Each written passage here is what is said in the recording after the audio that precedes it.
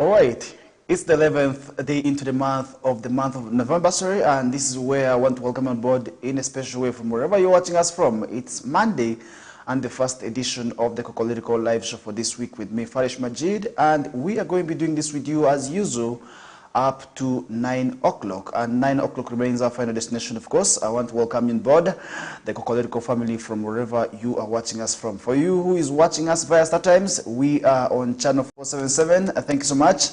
And the one of Zuku, the channel number remains 0073. Not forgetting our new kid, our new baby, that is Azam. Our frequency is 369, where I want to solely say you must be watching us lively.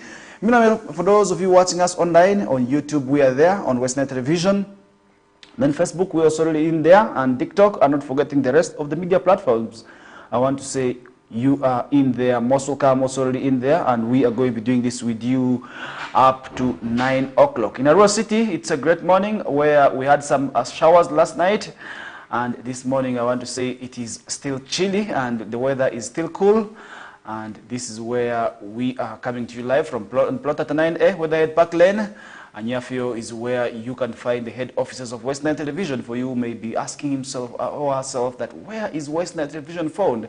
In which place exactly is this television located? I want to say the headquarters are in Nyafio, but we are all over in the Western sub-region, where we on ground to also make sure that we keep informing you with also what is happening in and around your areas in there. And this is where I want to now take this opportunity to welcome you on board and once again say you are most welcome. And remember, as we enter the grasshopper period, so many things continue to happen, but how ready are we for all that is what really matters, because if at all we see all this and then we keep quiet, it may not be well. But the assurance is the grasshopper period is back, and we are seeing a lot of children moving unguided at night, and that is also really a looming disaster, which we must also really prepare for, because if at all we are allowing them to go, then we must be prepared for any disaster to come our way. It could be an accident, of course, God forbid.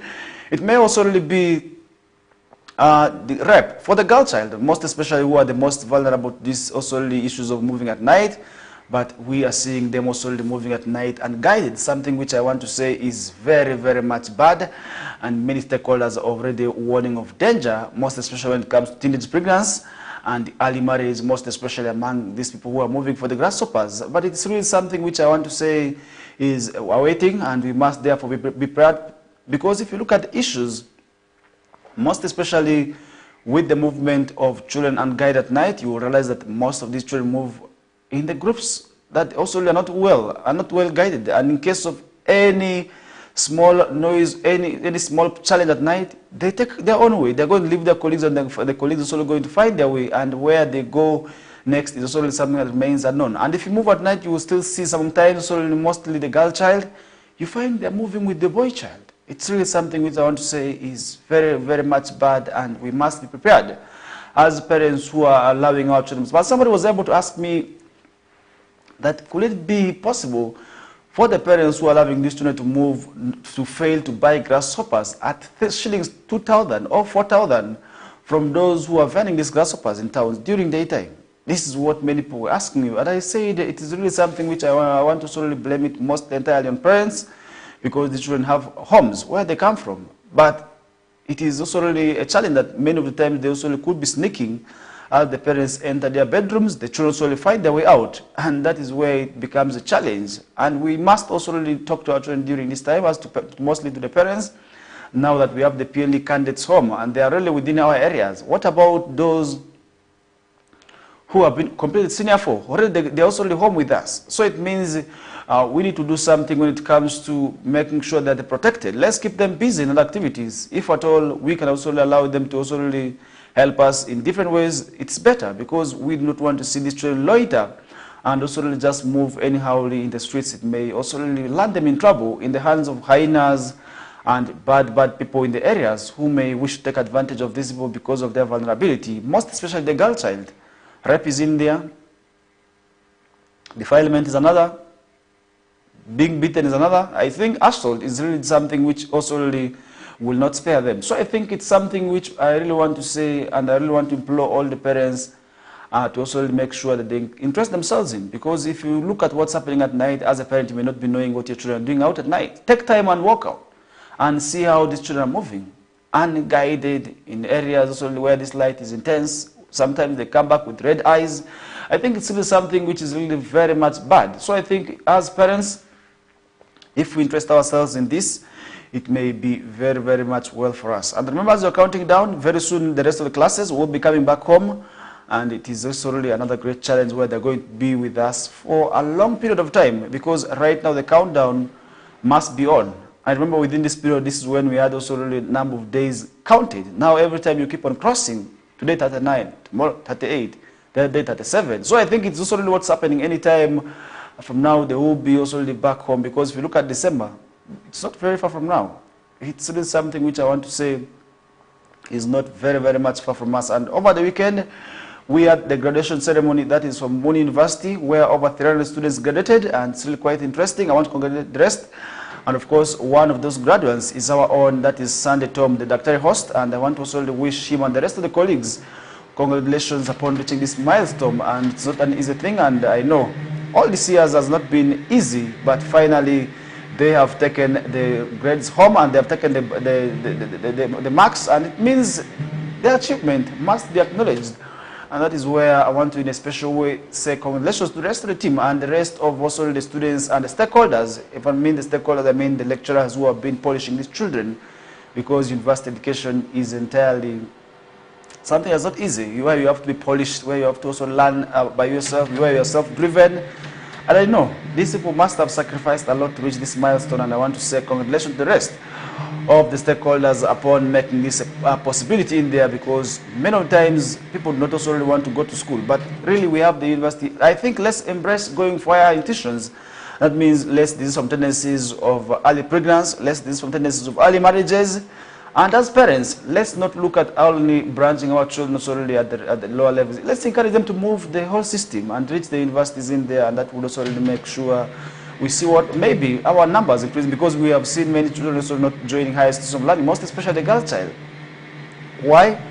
Parents feel this also really is not also really helpful, but I want to say it is very much helpful. Let's also really encourage our children to also really interest themselves in education, and that is also really where we are going to be changing our society. And change our society needs only one thing, that's education. And if at all we educate our children, then we are going to be seeing them also really improve on their livelihoods. That will at the end of the day make sure they attain whatever they want to do, and that will also definitely mean they are ready to also to see what exactly they want to achieve is achieved. And that is where we are saying there's nothing that also in education that cannot be achieved.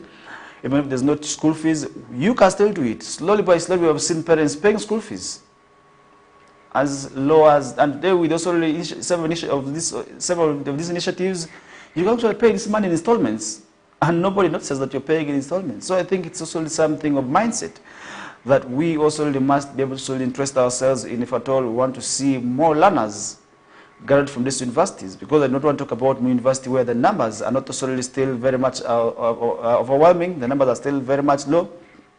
And this is happening in all the universities, I believe, and this is where we also have to encourage the rest of the stakeholders, most especially the parents who are to pay the tuition for these children, to definitely also encourage also their children to move up that level in there, other than leaving them also really at least after senior 4. It's not also really enough. Today senior 4 is not enough, and that is where we are saying let's also really have dreams of moving up to universities. And if you talk about PhDs, by the way, in this region, I want to see they're accountable. It means we are not yet embracing education, and if you don't embrace education, there's not going to be change. And to transform the society, in most cases, it is education that also can be able to be used as a tool. There's no tool you're going to be using in transforming society other than education, and that is where we are saying as parents, if at all you don't want to have a doomed future for your children, make sure you educate them and make sure they go through all these levels of education so that they can be in position to attain the kind of education they want. Because with education, this way we're going to be having doctors, we're going to be having pilots, we're going to be having engineers, we're going to be having the rest of the professions. And without education, still we are going to be remaining a dark region as we are. And we're going to be seeing leadership in the hands of others, yet we could also be doing the same. And that is where we want to come off with the end of the discussions for this half. And it is also this time that we are going to be taking a short commercial break. When we return back, I will be touching on the story that also happened in Parliament, where there was a fight between the members of Parliament, but each has already given a response. I will be also let you know what exactly they said, which of course many people have also already expressed dismay over. And that is where we are going to be touching that discussion later on. This is still a KOKOLIRIKO live show on West Nile TV, channel 477 on Star Times, and on 0073 on Zuku. Not forgetting 369 on Azam, and we are lively across all the social media platforms. But for now, we are going to be taking a short commercial break. In case you are just joining us, please do not move away as we come back shortly.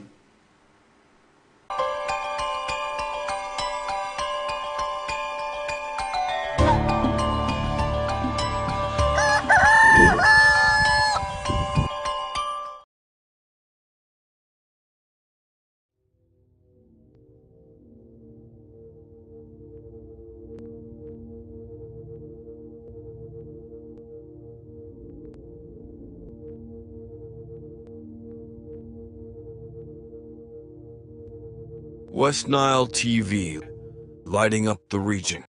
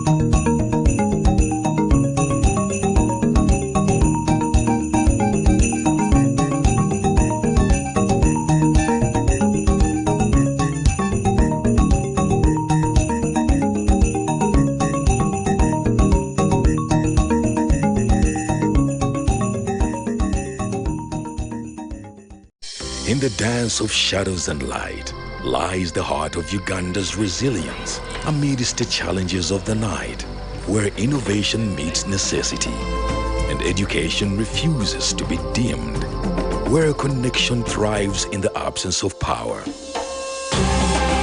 Embrace the power of the sun with StarTime's solar range of solutions and empower your journey towards a brighter tomorrow.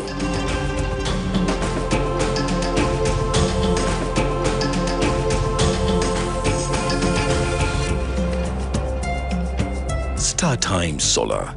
Power your life.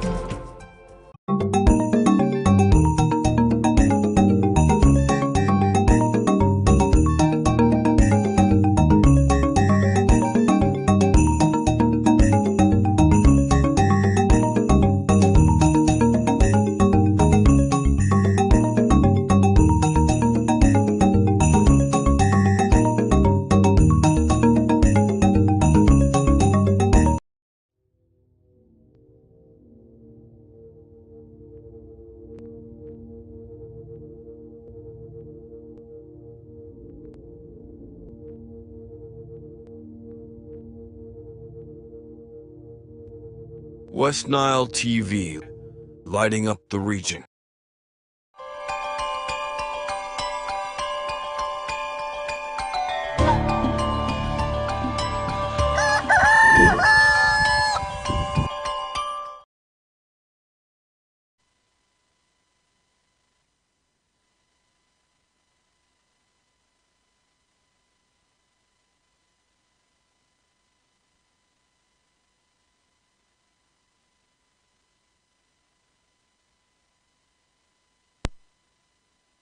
Year, the question remains, what have you done so far? And how is the year moving on your side is also really something you must be able to really evaluate and assess yourself at this time. Did you achieve the plans that you laid at the beginning of the year, or maybe towards the end of last year? I know you must have drawn plans that this is what I want to achieve this year and this is how I intend to do it. Did you do them and did you achieve any? If not, what happened and what can you do to still make sure that you do not give up on these dreams? Is really what matters, and I really want to say, even if you don't do them this year, still next year you can't be able to do them. And if I talk about this year, I really want to say it is not yet over. We are still having days. You never know, within the remaining days you can still change your stories, and that is where we are now also welcoming you back from that short commercial break into the second half of the first hour. I really want to say there's a lot more that's happening in the country. And over the days, we have been talking about stories of how MPs fought in Parliament and how one of the members of Parliament was beaten by a colleague. And now the member of Parliament, the members of ACOL, who actually punched also the Mitiana South Municipality Member of Parliament, that is Francis Zake, has asked him to also apologize over Parliament scuffle, and that's what we are seeing. And more recently, Francis Zake came out that he will be taking this man to court. He will be suing him for assault and demanded compensation and apology in there. But now we are seeing ACOL, who is the Clark North Member of Parliament, Anthony ACOL in the name, also has come out to about the prisons under which he punched Mitena Municipality Member of Parliament, Francis Zake, during Wednesday plenary session last week. Moments also before passing out of the controversial copy bill of 2004, and MP ACOL, who is a member of Parliament, also subscribing the Forum for Democratic Change, punched colleague, that is Francis Zake, who is also a counterpart in the opposition from the national platform, several times on a seat arrangement, and many people also did see that, and these activities captured on camera, where we were able to see how these people were able to exchange blows. And it was punches flying in the air, and many people also came out to criticize about that, with many saying Parliament is not a house for fighting, and many people actually came out to criticize that, and we are keenly following up to see how this, of course, will be ending. And MP ACOL punched also Mr. Zake several times solely over a seat arrangement in the House, where 305 attended the plenary, which also already passed the bill. Also, that's what we did see happening in there, but also really somebody was able to ask, what does this justify? Most especially the uncontrolled tempers among the members of Parliament, where they were able to sort of fight in front of the screen. And remember that result, also some of the members being expelled and also suspended from Parliament. And I really feel the way also some of these things happened, just like members of Parliament were not also really welcomed in there. But that's exactly what we did see happening in there. And this is also not the very first time we are seeing this happening in Parliament. But how can we also now justify and also really draw means to also really end this?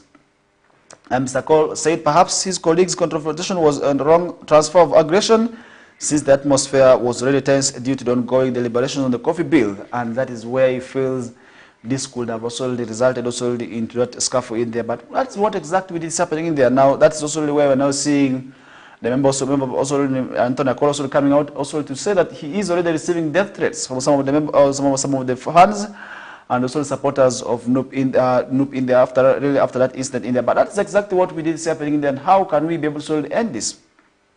And how can we ensure the safety of everyone is what really matters? And now, following the scuffle, Mr. Zake was rushed to Mother Kevin Private Wing, that is at Nsambia Hospital in Kampala, where he has been undergoing treatment for the pain that resulted from the punches directed on his head by that is Mr. also called in there. And that is what exactly we see. And previously, Mr. Zake also told journalists that Mr. Cole was one of the misbehaved, was the one who misbehaved by punching him also several times. Also, couldn't fight back. And we also did see him also say that Cole would have known him if at all he wanted to fight, but he just chose to cool his tempers.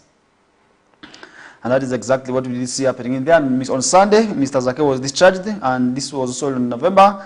and he has made intentions to sue Mr. Cole for assault and battery in there, and Cole said let him proceed to file also already the case in court, and lawyers will be able to eat his money, and he's going to be winning. And this is what exactly we did see also happening. And remember, these discussions has been also in there, and this is not the very first time we are seeing an altercation. And this is also where we did see Mr. Cole has been caught in an altercation with also fellow legislator back in 2020 also, and this is where he was seen engaged also in a fight with then Aru County legislator, Mr. Dongoto, and the fight also brewed over allegations that Mr. Otto had also told Mr. Cole's voters to eject him out of parliament over reports also that he had sold the land in Amuru to the government, and that is what exactly we did see causing also the fight between the legislators. And now reflecting on the incident, Mr. Cole said also he never calls for such incidents to happen unless provoked, and that is exactly what we also seeing happening in that. But this is the very first time also we are seeing Mr. Zake being purged. If you remember during the proceedings of the amendment of the Article 102 subsection B of the 1995 Constitution of the Republic of Uganda, exactly some of the scenarios that happened also in there did not also spare him, and we are able to see that happening. And how can we be able to ensure that such issues do not happen also in future? Because I believe these are setting a bad precedent to the future leaders. What are they learning from also the experience of Parliament today? I really want to say they are learning very, very much bad incidents, and that's where we must also make sure that this does not continue to happen in there, and that would also at the end of the day help spare many people also from endangering themselves in there. Because if you look at punches, you can punch somebody dead, and I really want to say it is really something very much bad and something we must condemn in the strongest terms. And that is where we are going to be also already seeing, leaving that discussion aside, and that is where we are now seeing UPC's Akena also as politicians and as well also voters. What have you gotten also from this regime after all this? And we did see that is where he did also rally people to join UPC for better political career, and that is what we did see Akena telling Kisoro supporters as supporters split ahead of by-election, and that's what we did see happening in there. But how can we ensure that this does not so end again? And now Uganda Post Congress also president, that's Mr. Jimmy Akena, has said the party also doors are wide open to receive new members from other political parties who want also more political exposure and better political career in there, and that is what is happening. Mr. Akena made the remarks on Saturday, speaking at also the Chibuguta Trading Center in Muramba Sub-County in Kisoro District, as he campaigned for the UPC party flag bearer, that is Ms. Mebo Ingambire, who is contesting against 5 other candidates for the Kisoro District Woman Member Parliament by-elections. And Mr. Akena also, Mr. Akena's remarks came on the heels of the division among NRM supporters, who are split between also backing the party flag bearer, that's Ms. Rose Kabagenyi, and Ms.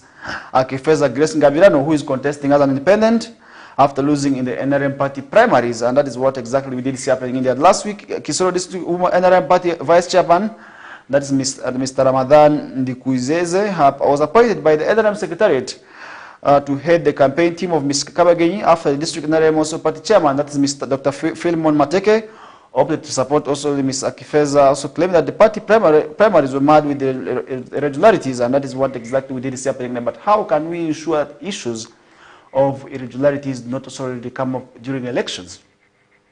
Most of the times when elections are taking place, we hear stories of irregularities coming out. There's no by-election, I've not heard of any also really where there are no complaints, where there are not also really rumors that at least this and that happened. And how can we ensure that our democracy is not also characterized by that? And now, because of his declaration to support an independent candidate seeking to replace his daughter, Sarah Nyamitizi Mateke, who died in September this year, Dr. Mateke was criticized by some party members for allegedly also being impartial during the NRM primaries ahead of also the November 14th by-election. And in his message also, Mr. Akena also declared the increasing commercialization of politics in Uganda and asked Ugandans to stop being desperate for small tokens in exchange of their voting rights. And that is exactly what I also want to say is very, very much wrong. We are actually getting close to that period, and that is where we must also really talk about the issues of commercialization of elections. How can we be in position to end this vice? And as we are getting closer to 2026, how do we also really make sure that people also really whom we are going to be voting are the ones that also really we also really want to see are the ones going to be leading us? with the right intentions, with the right issues. First of all, when it comes to issues like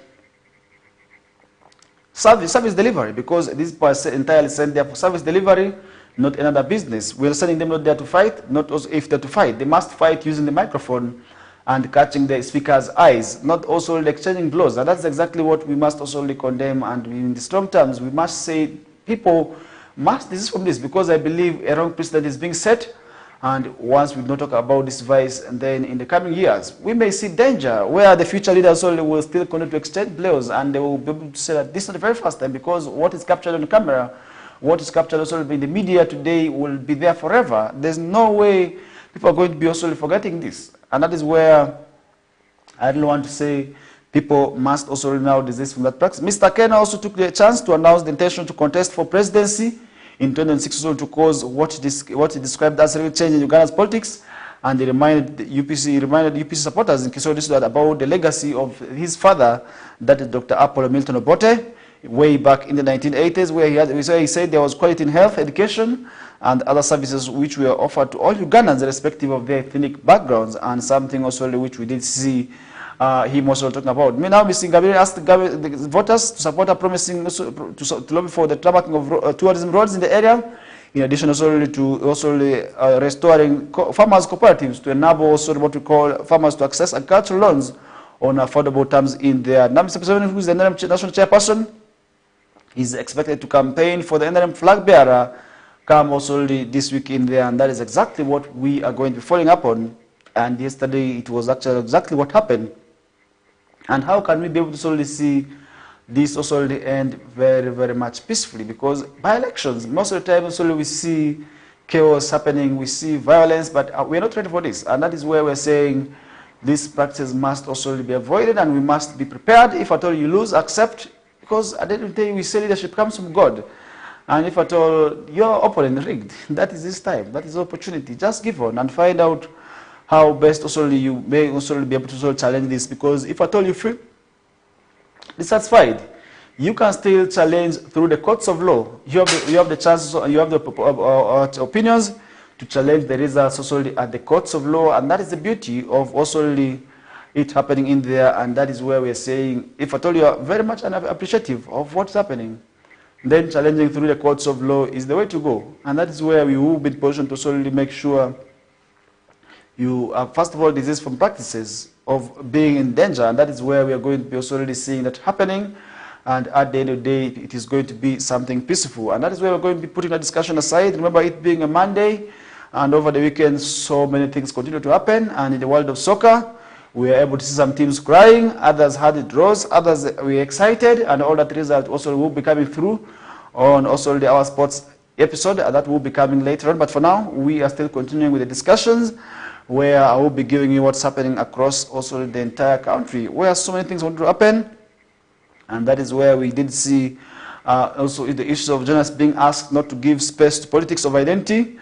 And that is one also the call where we did see retired Major General Jim Wezi asked journalists also to on individual and media practitioners to shun individuals who promote also politics of identity, saying it's a backward trend that undermines development. And now the minister who doubles as the member of parliament, that's for Jumbura County, Rukunjuri district, was on Saturday also speaking at the closer of a one-day Chigezi Media Symposium organized by the leadership of the organization, organized by the leadership of Uganda Below 40, which is abbreviated as the UB40. And the symposium was themed encouraging Ugandans to move beyond politics of identity through awareness creation by information managers. And that is exactly what we did see the retired Major General solely questioning journalists against. And today, if you look at all this, we are getting actually to close at that period where you will be able to see journalists taking sides, and of course something which we condemn, because everybody deserves a fair hearing. Recently, we had also a training by Uganda Communications Commission. Naturally, these same issues of impartiality came out, and that is also where the issues of politics of identity was also warned also in their way. We did see the journalists also receiving that warning, but how can we be able to solely see this also not happening, most especially with the sad economy? Because at the end of the day, if somebody gives them money, we're going to be seeing this. And that is where it traces back also the welfare of journalists. And that is where, as journalists, we are saying, do not also take issues of welfare first. you must focus on one issue, that is also the professionalism, and professionalism is where you're going to be talking about issues of balance, fairness, and other aspects, and that is where we're saying, as a journalist, you must abide by all those. And now, according to also General Muhwezi, politics of identity by religion and by tribe slowed Uganda's progress in the early 1960s, and that is exactly what we did see. And he also reminded that journalists instigate sub-region about the principle of fair hearing and balanced storytelling, that is to avoid being sued, and since the only defense to win a defamation case is also to unleash the truth, and that is exactly what we did see happening in there. Now, he also reminded journalists in the Chigezi sub-region about that, and that is where we are saying, as journalists, let's also really learn from that. Now, the president of the UB40, Dr. Jude Katerega, together with the deputy, also Mr. Moses Mugumisiza, asked journalists and media practitioners in the Chigezi sub-region to join cash economy if they are to become also better information managers and respected professionals at their workstations, and that is where we did see it happening, and they must therefore also embrace other income-generating activities, where as journalists, you must also not also limit yourself to media profession alone, because this is entirely service. You must also join in some of the income-generating activities. For instance, also cleaning, where we have seen also some of our colleagues doing it, and they are doing it very well, and also singing, we have seen journalists who are doing that. Working in other activities, in business, that is exactly what we need to do, because if at all you're empowered, if you can be able to receive some money at the end of the day to keep pushing, then there's no way you're going to be relying on somebody's pockets. That is solely for tips, and also in terms of also getting small amounts, which may also affect your professionalism, and that is where we are saying embrace other income generating activities, and that would also generate for you money at the end of the day in there. And Major General Jim Wezi went on to also ask journalists to be cosmopolitan and encourage other people to join the money economy so as to be part of also the socio-economic transformation, and that is where we are seeing the goal of the government today also very much also being talked about in there, and that is what we did see happening in there.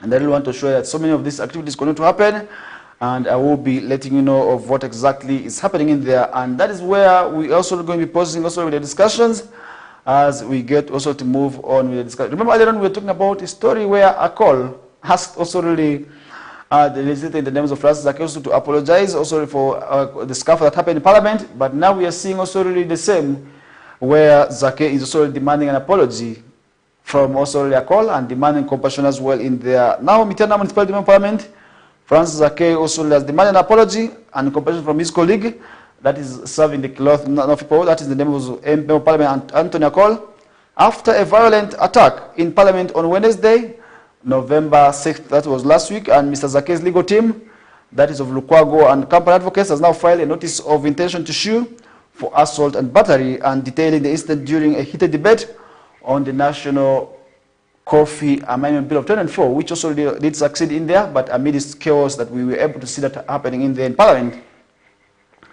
And the coffee bill has now been passed, and I know UCDA will finally move under Minister of Agriculture, but then the question is, how prepared are the different stakeholders? Because we did see the scale that happened in Parliament. It means not all the members of Parliament were in agreement. There were those who were in disagreement for different reasons, and according to also the notice, Mr. Akol physically assaulted Zake by repeatedly punching him on the head, causing him to fall and also on the ground and suffer injuries. And now the incident, which occurred in the presence of other members of Parliament, was captured on parliamentary footage, led also to Zake also requiring medical attention for both also physical and emotional trauma, and that is exactly what we did see happening there. Now, Mr. Zake's legal team emphasized that this attack aggravated his past experiences of torture, further deepening also his distress, and that is exactly what we did see happening in there. Remember, this is not the very first time Zake is being beaten.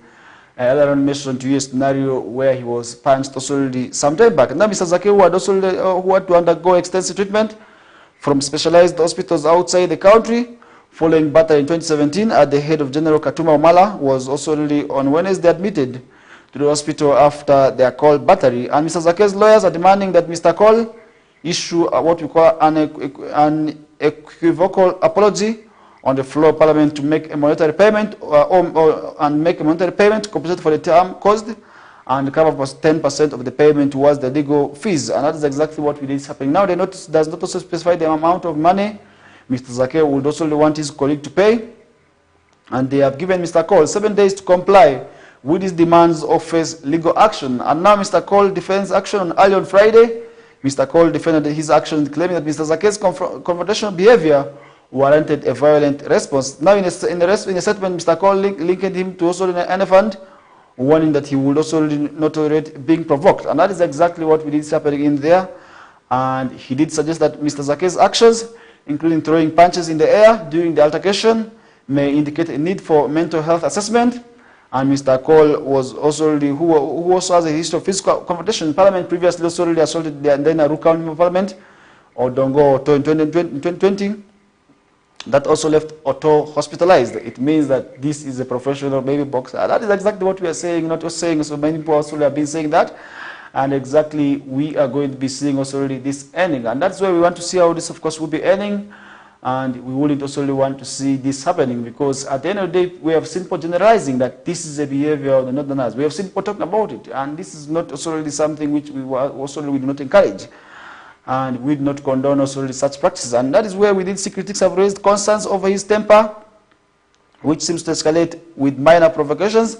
However, Mr. Cole maintained that his actions were in self-defense, arguing that also he was also the one who attacked, and he was the one who attacked, and the MP also punching in the air repeatedly shows that he was ready for the altercation. Now the altercation and the subsequent reactions have led to disciplinary actions, where Speaker of Parliament, Right Honourable Anita Mong, suspended both Cole and Zake, along with 10 other members of Parliament, for 3 plenary sittings due to the violence in the chamber. And Mr. Cole also has criticized the suspension, claiming that also he was unjust, and it was unjust since he was the one defending himself from an attack.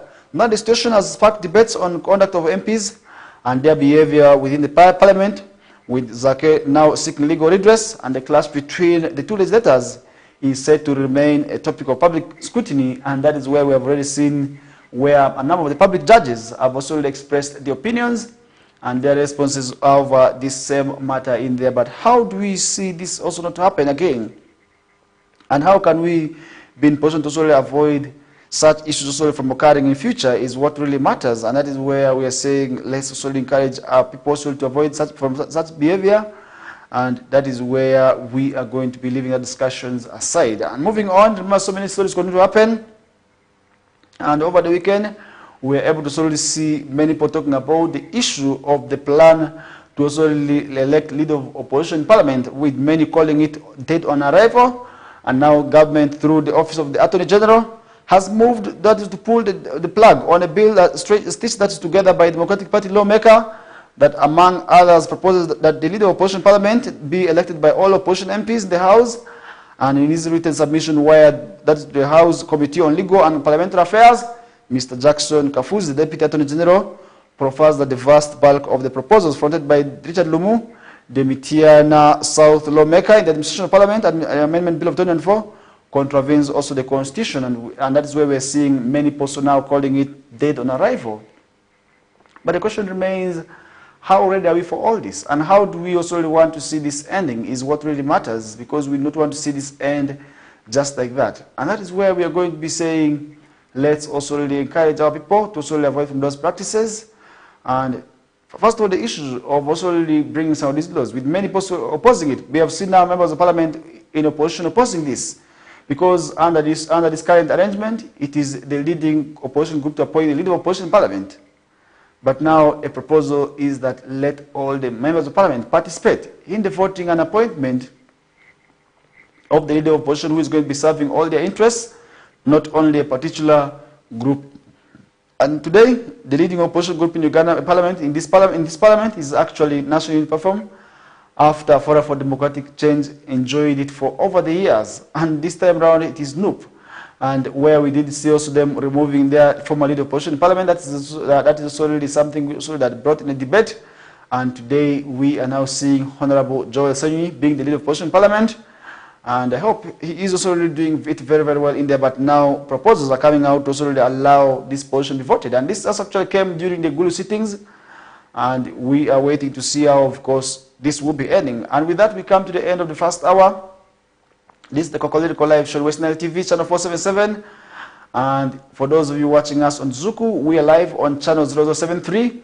Not forgetting Azam, where we are on channel 369 and of course across all our social media platforms. I want to take this opportunity to welcome you on board in a special way from wherever you are watching us from. And in Arua City, the weather is actually cool, and that's where we also witness cool weather and how is it in the different places of the country where you're watching us from? I hope it's also really a cool weather without also really rains in this early morning, because if it rains at this time, all your plans are going to be destroyed, and that is where you may find it very much difficult to also really go start hustling and also really make ends meet in there. And that brings us to the end of this hour. My name is Farish Majid.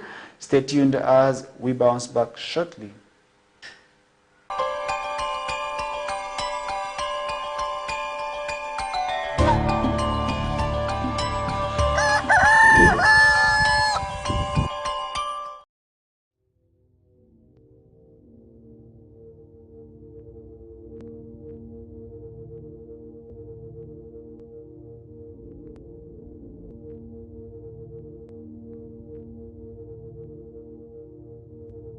West Nile TV, lighting up the region.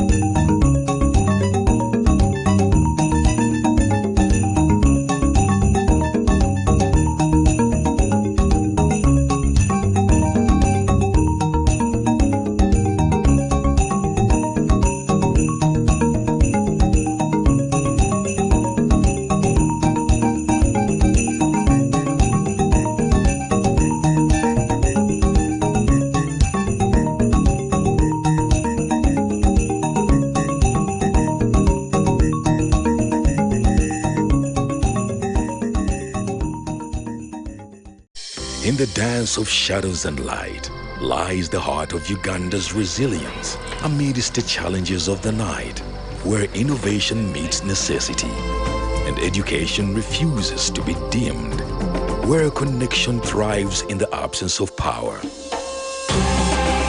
Embrace the power of the sun with StarTime's solar range of solutions and empower your journey towards a brighter tomorrow.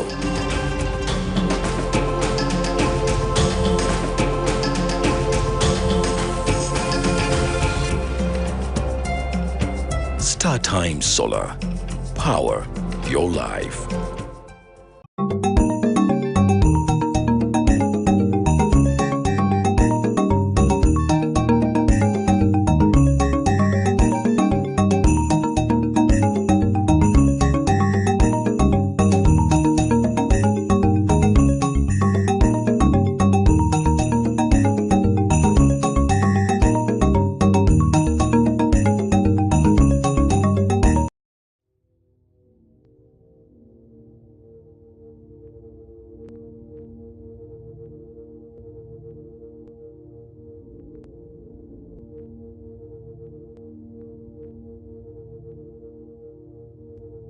West Nile TV, lighting up the region.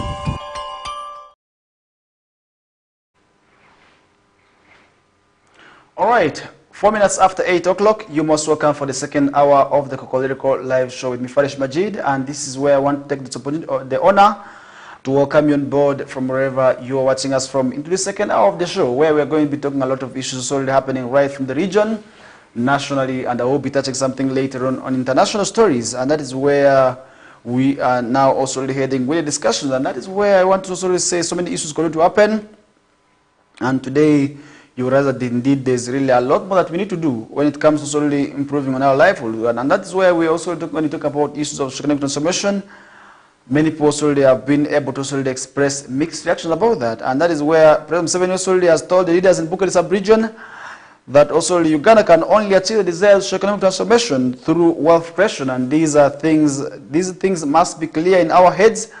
And that is what exactly the President said in there. Yes, health education, that is service delivery.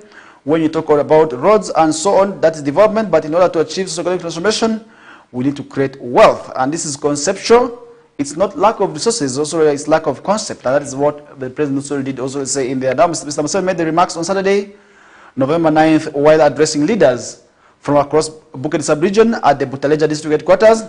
And this is also is currently on performance assessment. That's on tour on the Paris development model and wealth creation in this eastern sub-region. And the ruling NRM government has initiated a number of interventions, such as also the 4-acre model type of farming, aimed at lifting Ugandans out of poverty by creating wealth. And that is exactly what we did see happening in there. And we hope also this will be earning on very well. And that also at the end of the day will be putting us at also where we want to also be. Now, Mr. Museveni's advice is that people also with small pieces of land should forego crops like cotton, sugarcane, and maize, because they need to be grown on large scale in order to be profitable. And that is what we did also say in there. Use and save wetlands, and that's exactly what we did say.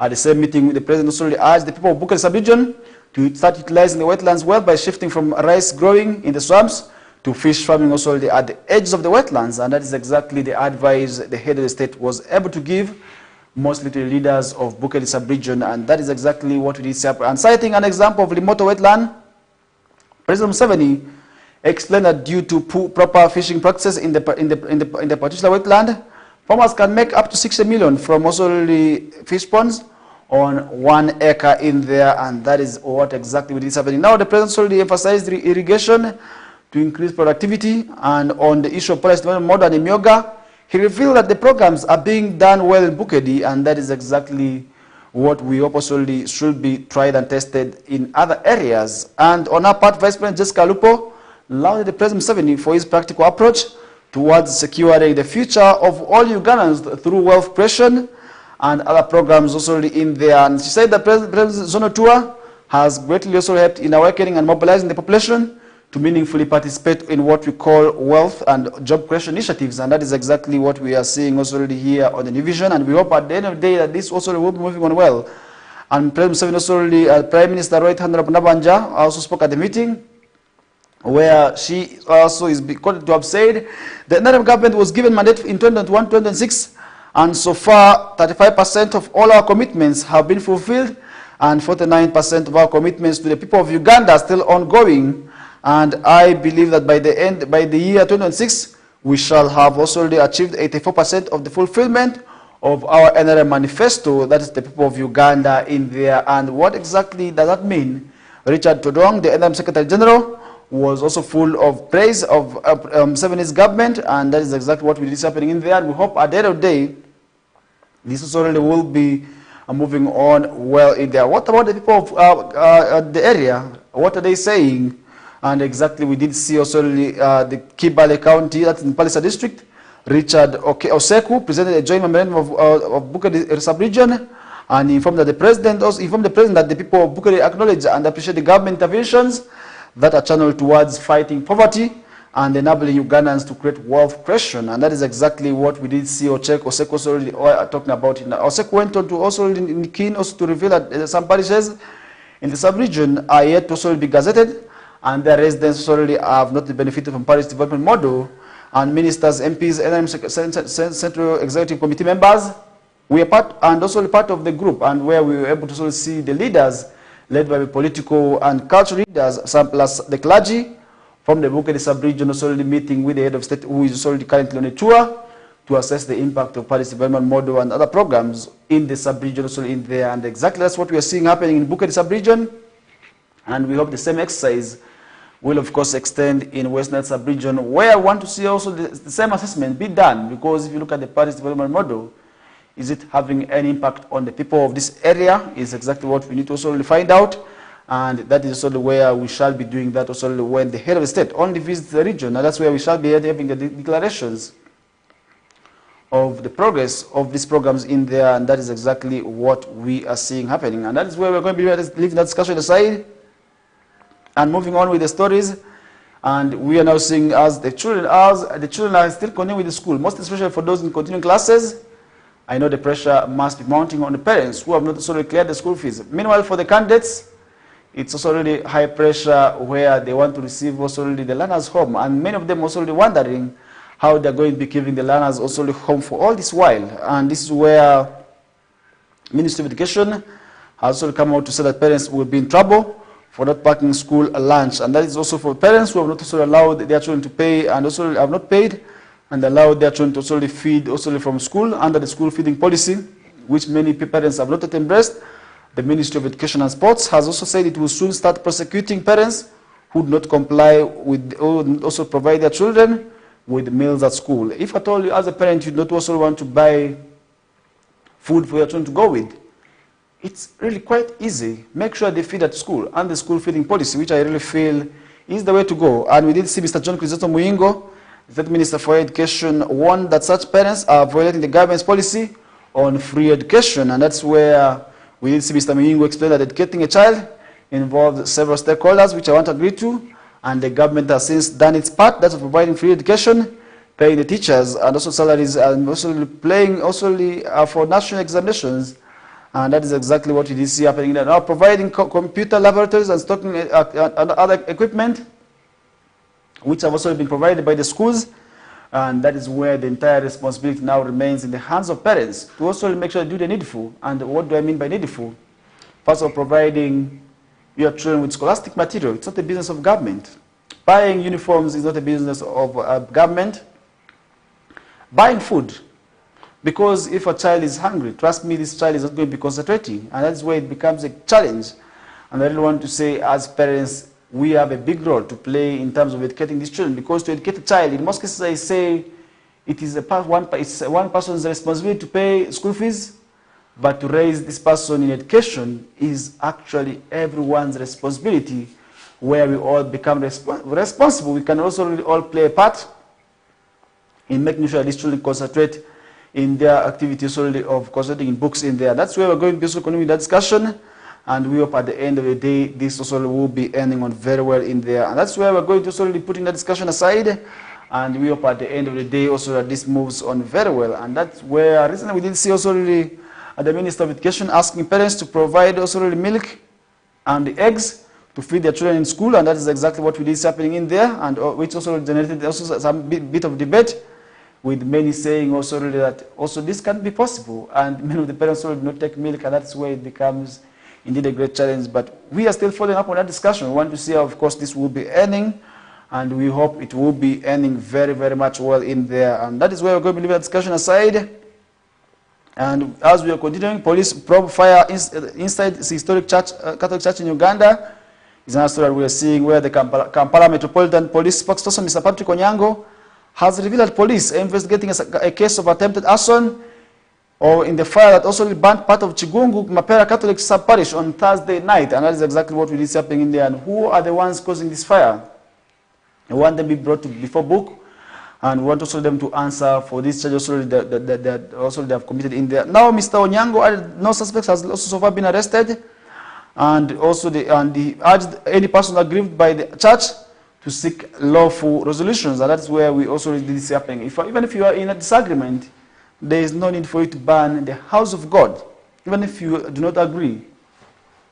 I really want to say there are other channels where you can be able to resolve your grievances. Now, Catholic faithful and residents at Chigungu Learning Site were left in shock and disbelief after unknown persons set fire on the church at night. And that is exactly what is happening in that. Now, the head of laity at the church, Miss Annette Bibiana, while speaking to the media last Friday, said that the fire started at around 10:30 p.m., burnt cupboards near the altar, and that also led the Holy Communion, and that held the Holy Communion, and the priest also and altar boys' attires worth millions of shillings were as well destroyed in that fire in there. And now Miss Nabusoba said it wasn't clear and why the capital was so, and why also, which also was built by the Catholic Church in Uganda in memory also of Reverend Father Lodel Mapera and Brother Delmas Amans, the first Catholic missionaries to come to Uganda on February 7th of 1987 to introduce the faith, and they were also asking themselves why somebody would have the guts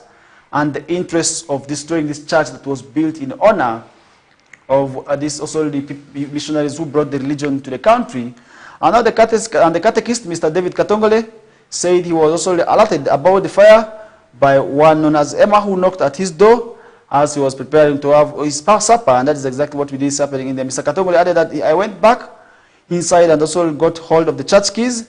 We went to the church while I held my open shoes in hands. I was able to slowly open the door, and together with a few people, we got jerrycans and also began pouring water on the fire to put it out, and that is also where they were able to put it out successfully. And now the cleric said one of the youths who helped put the fire off said he had seen an individual also inside the church with also what looked like also a candle, but didn't pay attention, and that is exactly what we did see happening in there, and that is where we hope that the victim also really shall be brought before book in here. Now that's sort of what the local authorities led by the chairperson of Entebbe Division 8B, Richard Sechiondo, who is also the Secretary for Peace and Justice in Bugonga Parish, under which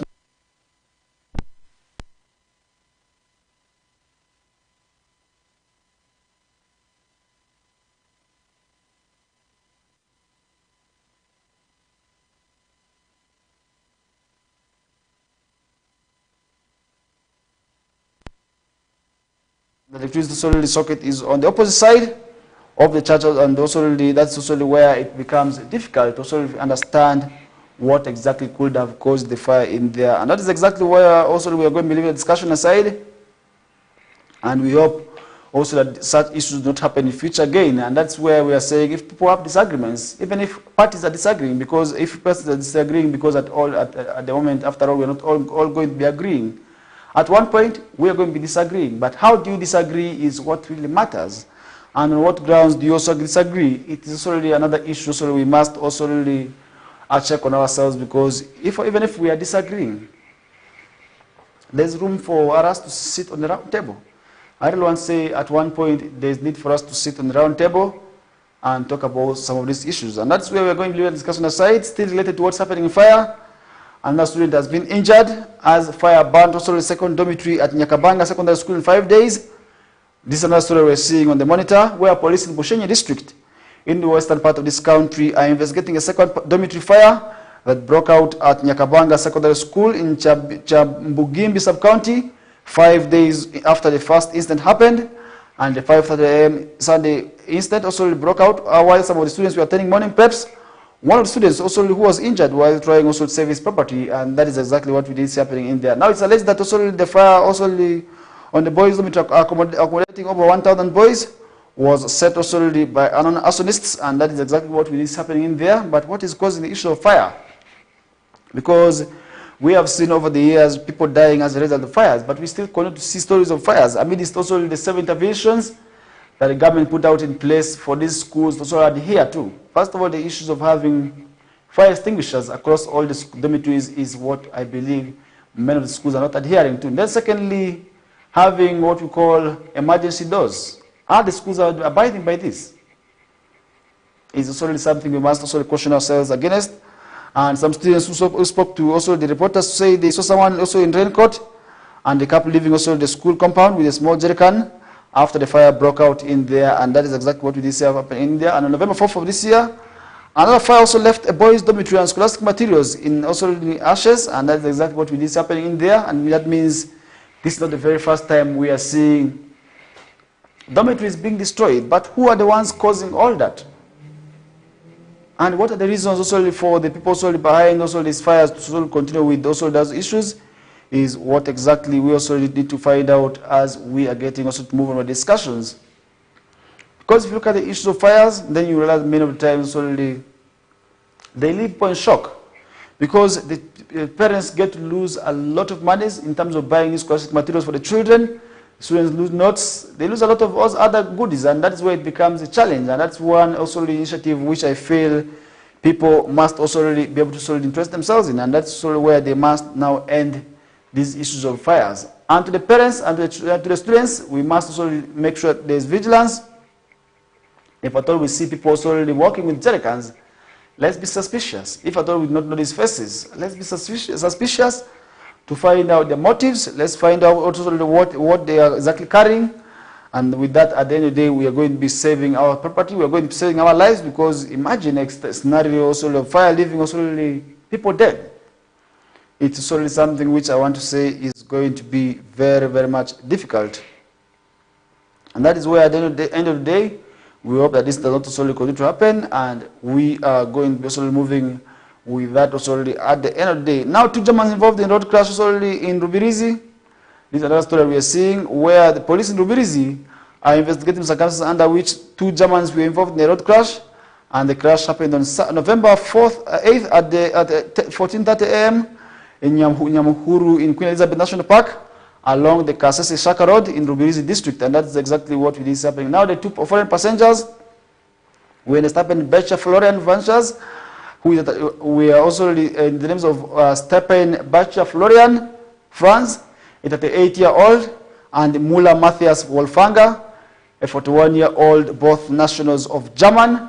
And that is exactly what is happening in there. And it's alleged that motor vehicle also with the student number also UBG 572Y, loaded with sand, was also from Ishaka to Hima Cements factory, collided with motor vehicle number UBH 44P, which was coming also from the opposite direction, after the drivers lost control and drifted into in his lane in there. And that is where we did see Mr. Tumusime say the victims also were taken to Rubirizi Medical Center for treatment in there. And that is where we are saying those who are driving on these roads, let's be vigilant, and most especially those who carry sand, these tipper drivers and the Raxa drivers. Really, there's a lot more also that needs also to be done to them. Capacity building is exactly something also which we must also really be able to give these people who are operating the tippers and Raxas. Not only them, what about those in special hire? These people, I believe, still need a lot of also really guidance in terms of also really making sure that they get the necessary kind of also really behaviors on the road, because most of the times we see this for not respecting the road guidelines, and that is where at the end of the day it becomes also really very much a challenge, when also there are challenges of accidents. And that is where we're saying people also must be able to also do that. They must desist from those practices also of also really making sure that this does not happen again. And that is where we're going to be leaving our discussion aside. And as we get to move on with the show, so many issues continue to happen, where we're able to see a sad note, lightning killing 1 and injuring 6 pupils in Kasa. And another sad story where we also still seeing the issues of lightning. Recently it was in Lamo. We are now seeing also really it happening here again. And now at least 1 pupil has been confirmed dead and 6 others injured after lightning struck Karuana Primary School in the Kasana district. And police have identified the victim of Friday afternoon as also really 2 p.m. incident as a primary 3 pupil in the names of Jacqueline Namawenje, a 14-year-old, and the survivors are Sarah Naiga, 13-year-old, Scovia Namaganda, 10 years old, Pros Nalubega, 13-year-old, Joan Nabekema, 14-year-old, Robert Roden Ntuyo, 13-year-old, who are all primary 3 pupils of, that is, and also and Mary Nfuga, one of primary 4, who also were involved in that tragic incident. And preliminary findings also indicate that on Friday, 12 p.m., the Namawenje was also was in primary 3 classroom also with other pupils, and their class teacher Sarah Alinikira Mugenyi, who was marking books for the pupils as it was raining. And that is also what is happening now. To the shock, everyone we were left inside. The lightning also struck the classroom block and also through the windows, killing 1 pupil and injuring 6 others. And that is exactly what is happening in there. Remember, this is not the very first time we are seeing issues of lightning also really causing havoc in there. And to the shock of everyone, that's what exactly is happening. And the latest tragic incidents comes 6 days after last Sunday killing at least also 14 people and 34 others being injured during a church service. That is Zone 8, Block 2 in Palabek Settlement. That is in Lamo District. And that's what exactly we are seeing. And we hope this time around also these issues of lightning do not happen. And that's also what exactly we must also really be able to preach against. And we must do one thing, be vigilant with our lives. As it is raining, let the schools have lightning arresters. If they don't have lightning arresters, then it's going to be a challenge, most especially to those who are going to be in the learning classrooms. Then to those issues of also really being under trees, let's disomit as it's raining, because sometimes under open ground, we see lightning causing havoc. Recently, a player also in Narrow City died under some scenarios, as also he was still in the field. And exactly what we did is happening is what we did is happening. And one person was also confirmed dead. And that means we are also in danger as also the rain season continues. The issues of lightning still remains a very big concern, which we must also join hands and also protect ourselves against. Because if at all we don't do that, then it's going to be a huge challenge for us also to work on against, and that is where we are going to be also really suffering still in the hands of lightning, if at all there's any challenge of that caliber. And as parents, let's go telling our children about the dangers of playing in rain, because lightning may also strike them there, and that is where practices and tendencies of it raining and we see children running over the rains, it is something we must also be able to join our hands and eradicate and stop also if at all we don't want to see dangers also happening. And leaving that discussion aside, most households in Uganda still use firewood, charcoal for cooking. Remember, with 7 interventions by the government also to make sure electricity prices are lowered. Most of our families, most of our homesteads are still said to be using charcoal and wood fuel as sources of energy. But how can we be able to do that? Now, despite the deliberate effort by the government to increase the electricity generation to distribution and extend cooking gas cylinders, most Ugandan households are still using also their traditional measures of cooking through using charcoal and firewood. And this is also a revelation that was revealed also by Taweza in their survey, which we did see happening in there. And we hope at the end of the day that also these initiatives also shall be taken keenly, because if at all we don't take these initiatives keenly, then the issues of us using and relying on wood fuel will also still continue. And now Ugandans on different issues are collected. Tuweza reports indicate that 98% of the homesteads are using also either fuel or charcoal to cook, and very few households use electricity, gas, air condition. And I really want to agree with also this report, because many of the homesteads in also have been to in Western sub-region are still relying on wood fuel, most especially charcoal and firewood. So it means there's really a lot more that we need to also embark on, and to make sure that many of our homesteads also adopt the new measures. First of all, gas and electricity is what we need to embrace, and now that's where we're also going to be encouraging ourselves to also purchase that most of the times, which we feel are very much expensive. Charcoal is actually more expensive. And now those who reported those using them say it was also most a secondary option of energy, as they still rely on wood fuel. Charcoal is the main source of energy, most especially for urban households, constituting to 51%, particularly those in Kampala. And that's sort of where we are seeing similarly very few households in Uganda own gas, which just constitutes out of 4% out of the rest. And that means there is also still a gap in terms of also using other forms of energy, which also are very much convenient. Because imagine using gas, it will not take a lot of time, but many people still find it very hard to use gas, first of all, because of the issues of price.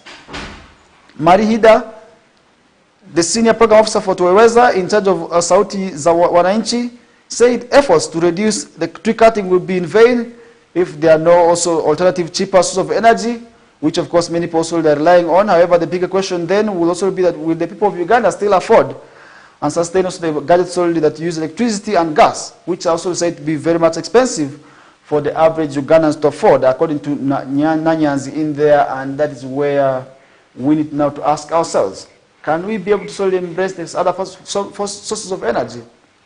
For instance, gas. Are we ready as stakeholders? Are we ready as citizens to embrace that? Because if you look at this era, we are moving towards development. How can we be able to still change our mindsets on relying on wood fuel, most especially charcoal and firewood, and embrace electricity? And that is where we feel people must also be able to interest themselves in. And that is where we're going to be posing our discussions as we get to move on with our final destination remaining 9 o'clock, because from now we are going to be continuing up to 9. After 9 we shall be having the news bulletin with Feteman. Thereafter we shall be having the Northern Request Hour. DJ Gerard Olivia Yuji will be here, and then other programs will be subsequently following up in the due course of the day. And with that, we are going to be taking a short commercial break that will be ushering us into the final half of today's discussions. My name is Farish Majid. It's a great pleasure having you on board this morning. We take a short commercial break. We bounce back shortly.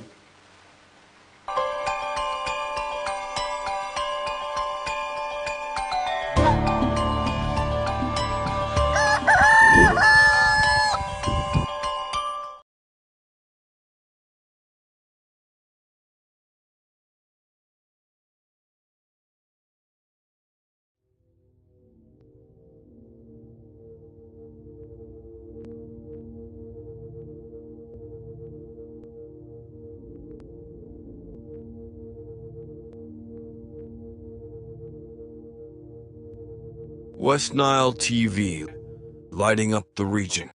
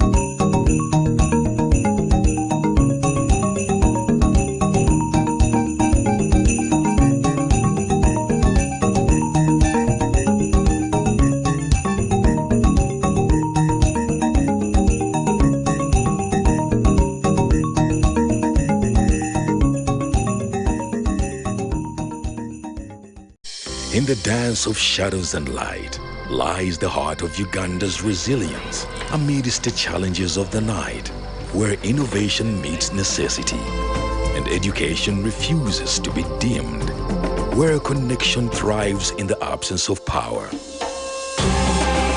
Embrace the power of the sun with StarTime's solar range of solutions and empower your journey towards a brighter tomorrow.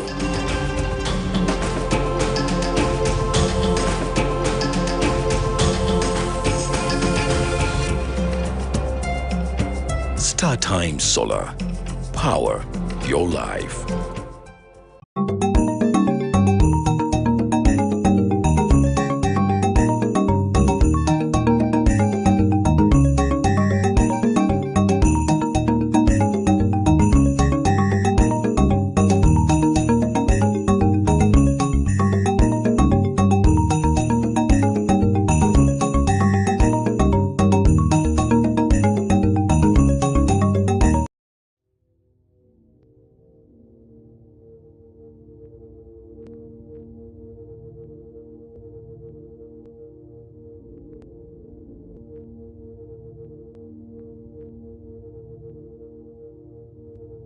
West Nile TV, lighting up the region.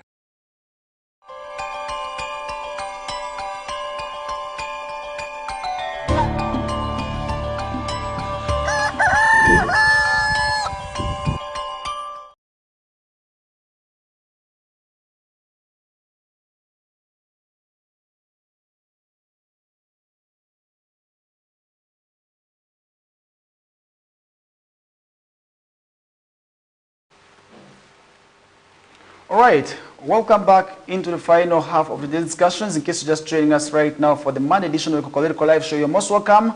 In case you also watching us for the very first time, I also really want to welcome you on board to the KOKOLIRIKO family on West Nile Television, where we come to you live every Mondays to Fridays, right from 7 o'clock to 9 o'clock. And this is where we discuss issues of what's happening in the world of politics. We also let you know what's happening in the world of current affairs and also what continues to make rounds socially across your areas, where we go deeper to also your zones, where we also want to know what's happening in there and how can we be able to sort of improve on that is what really matters. Because as West Nile Television, our number one mandate remains that to enlighten the region. And we are not going to be enlightening the region alone, but of course, we have to do it together with you, and that is where we are going to be also continuing with the discussions up to 9 o'clock. And this is where, allow me to welcome on board and say so many stories going to make rounds. And if you look at also what's happening in the different media platforms, you realize that there's indeed a lot more happening in the papers, also in the different media platforms, and the discussions also in the current affairs also going to happen, and that is where I will be also letting you know of what's happening. And remember, the pupils are back, most especially those who have completed P7. And the students who also finished Senior 4 are back with us, but the question is, how ready are we to also make sure they're safe? Most especially Western sub-region, where we are still having the looming disaster from the grasshoppers. And that means we need to do something also in terms of making sure the safety of our children is guaranteed, because we have to do it to make sure also that they are safe, through also really making sure that nothing bad happens to them. Because if we leave them just like that, the bad people in the society are there who will wish to also take advantage of them, and at the end of the day violate their rights in there. And that is where we would also wish to stop also with those discussions in there. And that is one thing also which is happening, and it being a weekend, so many stories continue to happen, and where we are able to solely see Attorney General cutting SEMA candidate down to size, and that is exactly what is happening. Remember, the discussions only have been there. Now the Attorney General issued also a strong rebuke also to Uganda Law Society President Isaac SEMA also following a controversial executive order attempting to expel the Attorney General and Solicitor General and their representatives. That's from the Uganda Law Society Council, and that is what exactly is happening. Now the Attorney General also really called SEMA's action unlawful, and critical, asserting that they lack any basis in Ugandan law, and that is what is happening. Now the dispute stands also from SEMA's declaration to exclude the Attorney General from the Council and withdraw his recognition as the head of Ugandan bar in there. Now in response, the Attorney General has emphasized that both the Uganda Law Society and SEMACAD lack authority to make such moves, citing Section 9 of the Uganda Law Society Act, which he further underscored that the inclusion of the Attorney General and Solicitor General in the Uganda Law Society statute not also elective, and that is exactly what we did see happening in there. And at the end of the day, we want to see how this, of course, will be. And now the letter addressed traditional accusations, including alleged conflicts of interest and abuse of office by the Attorney General, which SEMACAD claimed had compromised the independence of Uganda's judicial system. Now the Attorney General dismissed the allegations, stating that also he adhered strictly to the law and maintains no conflicts also of interest prior to also his affiliations, and that is exactly what is happening in there. And Mr. SEMACAD claims that about restricted access to Ugandan laws and also really drew rebuke, and that is exactly what is happening in there.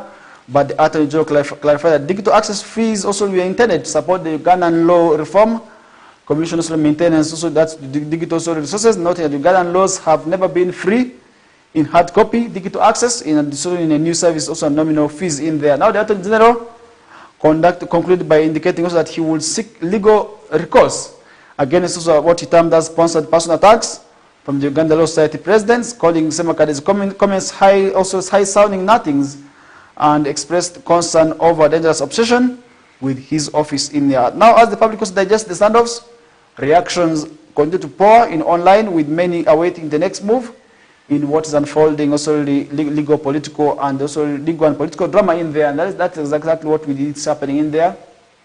And we are still going to be keenly following up and want to see how, of course, this will be ending. And this is also something which has been there over the weekend.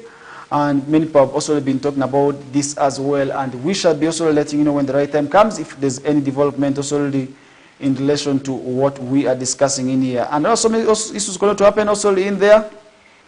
Over the weekend also still we are able to solely see KC again halts construction that's solely in Bugorobi wetland.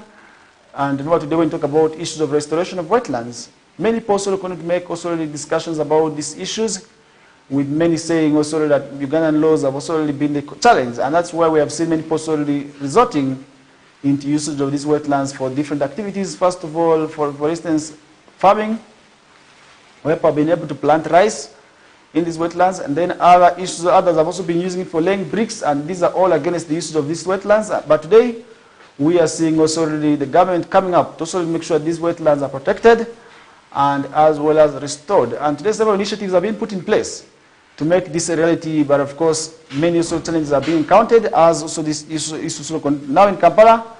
The Kampala Capital City Authority has halted the ongoing developments, that is in the Bugolobi Namuwongo wetlands, to address the critical concerns raised by environmental advocates and local communities. And this is where, in one of the notices issued by the developer, the authority instructed also the Majestic Commodities Limited to hold the works until the environmental and drainage conditions have been complied well or resolved. Other developments also in the wetlands include that Zhongzhong, which has been also running outlets dealing in ceramics, and was also by November 20, deeply also expanding into the swamp. And in its November 7th notice, that Majestic Commodities Limited, Kampala Capital City Authority cited the Building Control Act of 2013 and the Building Control Regulations Act, that's of 2020, warned that the failure to adhere to also these also acts is an offense and will be also prosecuted, and that's what we need happening there. And this is not only the campaign, is not only in Kampala. In the rest, we're also able to see the leadership also warning against settlement in wetlands. And today, if you look at the issues of people settling wetlands, most especially and along the banks of River Nyau, you will see that also many people have done a lot of atrocities in there, and many people have also done a disservice into also these wetlands in there. For instance, also through man's activities, which are not favorable in there. For instance, laying bricks, washing cars, all these activities that are against the use of these wetlands, and this also have polluted the wetlands, and that's why it becomes a great concern. And at the center of the issues over the last few years has been Majestic also the Commodities Limited, a private developer that has been building a dozen of residential apartments in the wetlands, and the identity also of ownership of Majestic Commodities could not be also readily established, but how it kept also pushing back from the wetlands also remains an issue, because many of times people also ask themselves, who are these people, where they get authority from, and who permits them? And this is where sometimes people find it difficult to also make sure they trust some of these developers, and that's why it becomes a great concern.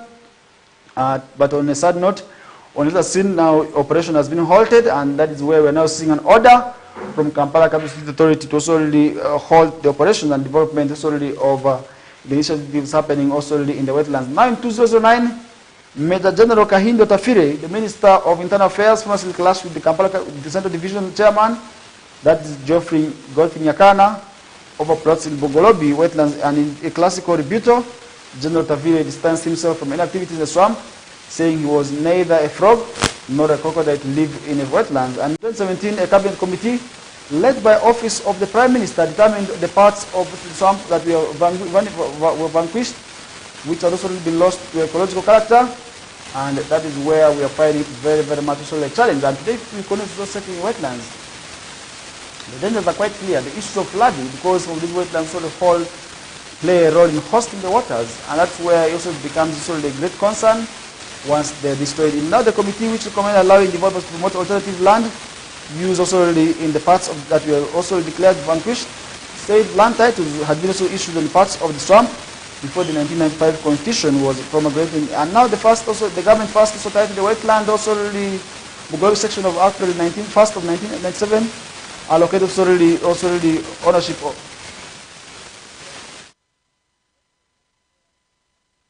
And we hope at the end of the day that this does not end in. Now, on the recommendation of the Policy Committee on Environment on June 2017,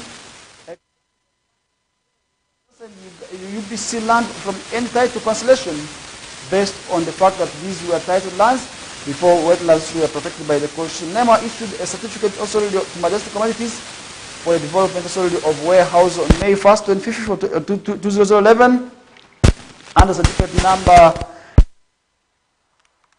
IF/3730, and later the Environment Watchdog issued another certificate and under number also NEMA IEA/14682 for the construction of residential houses issued on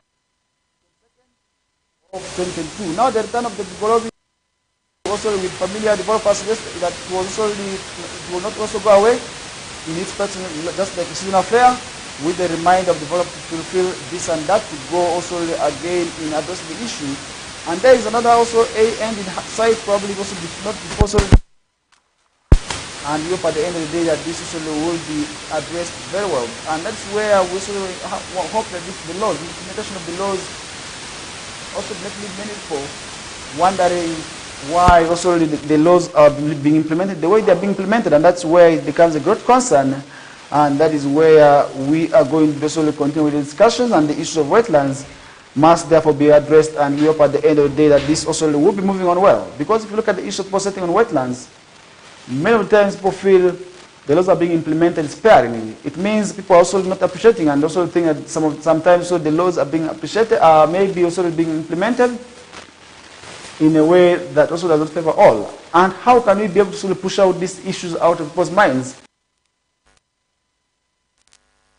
With the show. Remember, as we get moving with the show, we are just counting down about 15 minutes, where I will be touching on what's happening internationally. I will also be touching on some of the stories happening also nationally in there. And before we get to give you what's happening internationally, allow me also to let you know some of the stories in Mubende. Locals raised shillings 1 million to construct community school, which is already a good gesture, and we want to appreciate the poor of Mubende for also doing this, and we hope at the end of the day other communities also will be impressing the same. And at the fundraising ceremony organized by the Dedan Foundation, residents of Buekula South constitution led by Dedan Mubangizi, the aspiring also member parliament that's for Buekula South, raised funds to support the construction of St. Makaebe, the only secondary school in the sub-county. Now the ceremony also was held at the school premises, where Mubangizi, the chief fundraiser, contributed 10 million towards the cause, and he was joined also by friends, including that's the Kazome Parliament, that's Dan Kimosho, and Mubende Women Parliament, that's Home Grania Nakazibwe, in also really making this possible. And in his address, the community Mubangizi shared this goal of improving standards of education, that's at St. Mark Chagebe Secondary School, which is the only secondary school in the area. Mubangizi emphasized the importance of community involvement, saying it involves everyone's responsibility to contribute also, no matter how small it is, to elevate our school. And this is the only secondary school in the area, and the only government-aided secondary school in the constituency for quite far of other people also move in India. That's where he also made that remark. You expect gratitude to parents, and the church also of Uganda for providing land for the school. And Mwangizi went on to encourage parents from other sub-counties without secondary schools to follow up the example and also do the same. Nansando appealed also to local government to also advocate for St. Mark to become a government-aided school, as they already also submit the required documents, and that is what we did see happening in there. And as we get moving with the show, I hope for areas that do not have secondary schools, then copying an example of what's happening in Mubende can also do a good job in terms of solely improving on the livelihood and also improving of the education sector for the rest of also the community members in there. And that is where we're going to leave the discussion aside as we get moving with the show. So many issues are going to happen, and we remember earlier on we were talking about issues also really of the government also really talking about issues of socio-economic transformation. But we didn't see the president, His Excellency Yoweri Kaguta Museveni, blaming corruption also in government areas on government leaders. And remember, this has also really affected a number of government projects. And now the President, His Excellency Yoweri Kaguta Museveni, has expressed frustration with local leaders and the electorate, accusing them also of failing to tackle corruption within Uganda's decentralized government system. And he made this remark speaking to journalists in Mbale, where he criticized local leaders, particularly the LC3 chairpersons and LC5 officials, for not using their powers to hold corrupt officials accountable in service delivery. And now, despite the NRM's decentralization policy that introduced locally elected leaders to oversee government employees, Museveni also lamented that these leaders often wait for central government intervention instead of also addressing corruption themselves through oversight. And that is where we expect these people to also really do their works without any challenges. But the question is, if at all we are allowing every Tom, Dick and Harry to apply for these positions without having also really the necessary documents, it's really something which I must say is quite embarrassing. And that's where we also want to call for the reforms. And I really want to say, under these reforms, one of those things I would want to see is that the councillor must be able to have a degree. But under this current arrangement, there's no education qualification for some of these positions. And that's why it becomes a great concern for these people to also really oversee and also really inspect some of these government projects. Because imagine a scenario where you are going to be inspecting an engineer who is a degree holder. How are you going to be even knowing that this engineer is lying to you? And that is where it will become a great concern, which I really want to say is the cause of what's also happening when it comes to issues of also monitoring of these government projects. And that is where, at the end of the day, if a program stalls, the leaders may not even be knowing what exactly to do. They will just look at it that way, and that means they wouldn't also want to know what's happening. And the engineers, most especially those who take the contracts, may still also like them, and that's where we are saying reforms are really welcomed, and I don't want to say how this also will be possible, and that's where we are going to be solely seeing development in this country as we want to see it also happening. Mr. Hussein also blamed the elected leaders based on tribes rather than also merit, perpetuating a circle of corruption that also hampers development, and he emphasized also the need for Ugandans to demand accountability from the leaders and also to prioritize competence when voting, and that is exactly what also we must also do. I remember we are counting down days, and right now the months should be remaining around 13 as we are going to be heading into the next general elections. But the question is, what kind of leaders are we going to be sending to represent us, right from the lower local governments up to the top? How are we going to be ensuring that also we vote leaders who will also bring about development? And that is where, at the end of the day, we shall be achieving what we want to achieve. If at all we're not doing that, then definitely we are going to be also finding it difficult. And these remarks call for collective effort from both leaders and citizens to combat corruption and improve governance. And that's according to what the president also did talk about. Now we're staggering 9 trillion, according to the president, is lost to corruption annually, according to reports from the Inspector of Government. And Mr. Museveni's comments point to evidence also that also really a lot of activities have been happening. And you know, if you talk about decentralization, today many people also have been talking about this also really slowing down the progress of Uganda's development. But how can we be able to solely utilize the kind of decentralized policy in Uganda that was established by the Local Governments Act of 1997, transfer also powers from the central governments to local governments to allowing local leaders to manage public services and represent their also the communities. But how is this also helping us in terms of development? And remember, the system also aimed at increasing community participation in governance, strengthening democracy by giving citizens a direct role in decision making, which also today is not, in my own opinion, well utilized. How can we be able to tap into all these opportunities is what also really matters as we are getting to move on with the discussion. And leaving that discussion aside now to look at what's happening internationally.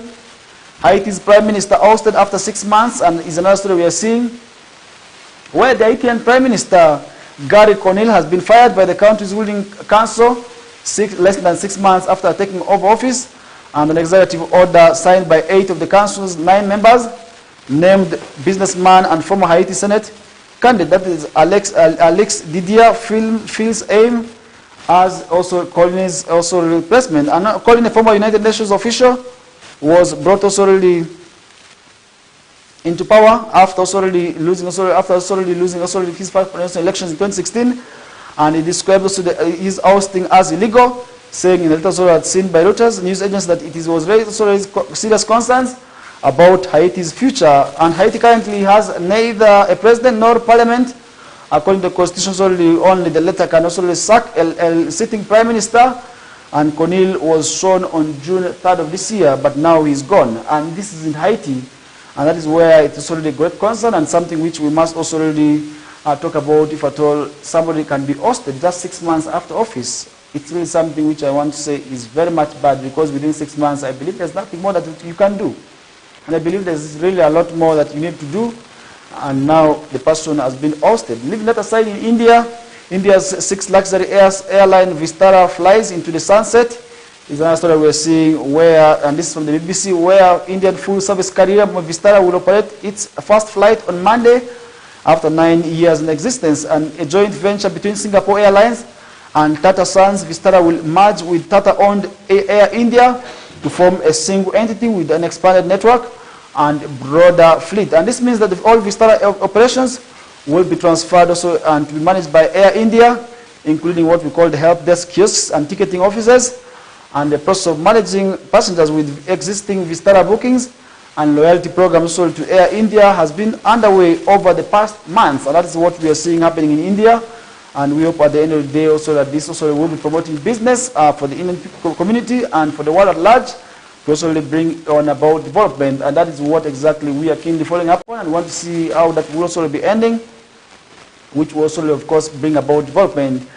And leaving the entire discussions of what's happening in the world of sports, I remember it being a weekend, so many games were played over the weekend, and in some of the games that were played in the Nyakaki, and this is right away from the regional league, in the Nyakaki zone we were able to see games between Nebi Central and Paida United, which of course ended 2-1 in favor of Paida Central, Nebi Central, beating also the Paida United in there. And also we were able to see another game between Okolo Central and Ovison FC, where we were able to see Okolo Central walloping of Ovison FC by 5-0. Meanwhile, Kluva Rainbow was able to pick a 2-1 win over Pakwach Young Stars. Airfield also, the Arua Airfield was able to pick a 1-0 against a 1-0 win against Parombo Mission Stars. Arua City lost, that is to Alpha Rising Stars, by 2-1. Nile Hippos was able to beat Padea Rising Stars by 1-0. Meanwhile, in the Nile Zone, we were able to see a goalless draw, that is between Araka Football Club and Ajuman Town Council. Adruvu FC also was able to lose to Ottoman FC. Barakala FC was able to also lose in the hands of Total FC by 3-0. Koboko Rising Stars was able to also really beat Tipsa by 1-0. Kochaban lost to Okoko United by 3-1. Nyangilia SE drew 3-3 with Odomachako FC, and that game also ended in there. That's also another game that was played yesterday, and that's in the regional league for both zones of Nyagak.